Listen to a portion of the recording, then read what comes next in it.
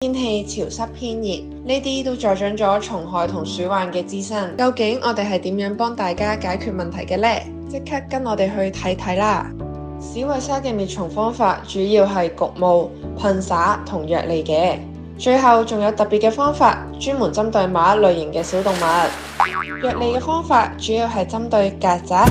螞蟻同埋飛蟲，我哋會根據曱甴嘅糞便去追蹤佢哋嘅路線，用半凝固嘅藥餌黐喺暗角位，吸引啲小昆蟲去食，或者我哋會投放自製嘅蚊杯，吸引飛蟲去自投羅網。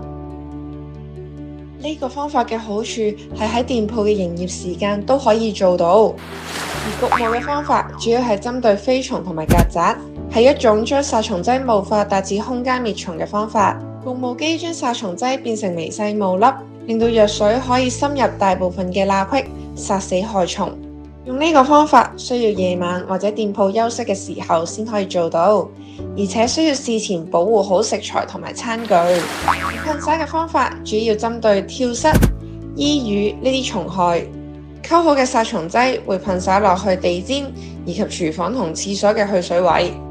除咗以上3種方法之外，剛才仲提到另一種對付某種小動物嘅方式，佢就係變頻超聲波驅鼠器啦。利用佢都可以對付鼠患。驅鼠器可以每秒改變頻率1至60次，發出特定頻率嘅超聲波，令到老鼠難以適應，唔會中意逗留喺呢個地方。我哋史維沙都會不斷咁樣更新我哋嘅滅蟲方法。如果你而家都遇到蟲害或者鼠患問題，揾下我哋睇下邊種方法最可以幫到你。